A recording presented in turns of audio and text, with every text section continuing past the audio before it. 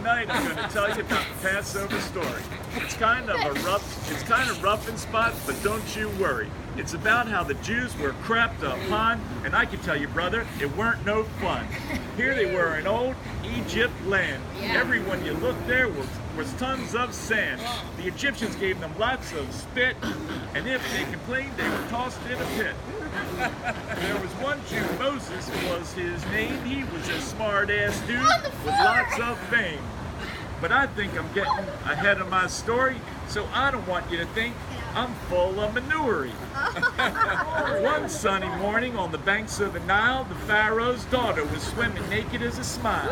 And down floated Moses in a basket made of reeds, so she swam on out and grabbed him from the weeds. So she fished him out and took him home and raised a little sucker like it were her own. He grew up big time in the Pharaoh's castle. He was a big shot, nobody would have him. One night the old Pharaoh had a dry dream, and while having breakfast with coffee and cream, he told his staff he couldn't figure it out. He didn't have the Vegas, what it was all about.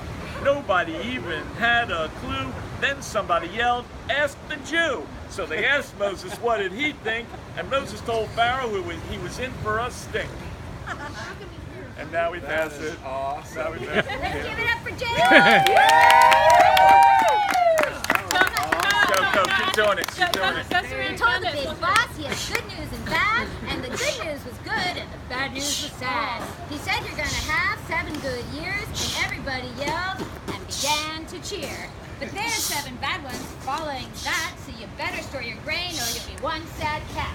So the Pharaoh said, we gotta get busy, and threw everybody in one crazy tizzy. So they planted seed and watched it grow. It went for miles and miles, row by row.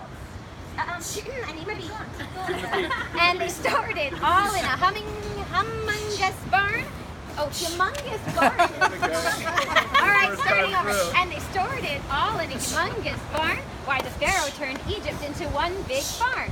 After 7 long years went on by, the rain done stopped and the land went dry. Nothing grew, it was a hell of a sight. Why, it threw everybody into one big fright. The crowd got pissed and start blaming the Jews. You could see pretty soon that the Jews would lose. So they turned to Moses to help them out. He knew what to do. He was one smart scout. He said to God, put me onto the angel of death, and down he came. Oy vey, what a mess. He killed the firstborns and the second ones too. Pharaoh learned a lesson, don't mess with a Jew. Moses knew the Jews were in really deep shit, so he got them all together and said, what, we gotta split? They headed for the desert as fast as they could, and the Egyptians ran after them like he knew they would. That was good! We get it. Give it to me. The Jews kept running till they reached the Red Sea. So Moses asked God and said, God, you gotta help me.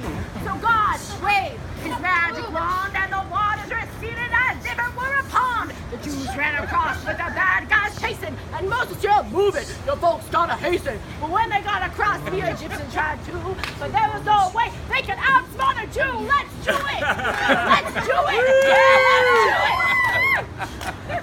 But good old Moses done gave the word, and the Almighty listened, and the man he heard. So God put the water back where it was and drowned the Egyptians. You dig it? Cause what? Let's do it!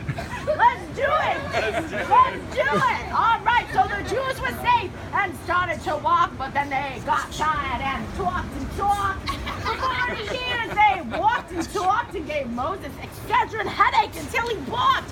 Listen, he said, you gotta stop this crap. Let's everybody stop and take a nap. I'm getting on my camel to go to Sinai.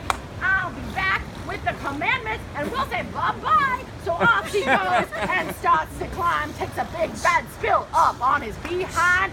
But at the top, he meets with God and God says, Moses, you're such a clod. God puts the commandments in Moses' hand and gives him directions to the promised land. So down he climbs to meet his clan. To reach the rock band, but the Jews didn't know where to go. What put anchor in the page. They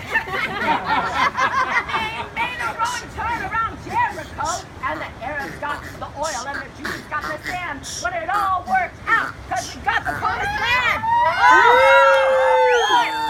So that's the real story of Passover. You dig that? You'll be in a clover. So on that note, I'll say goodbye, because I'm a true, well, half-blooded Jew, and that's no jive.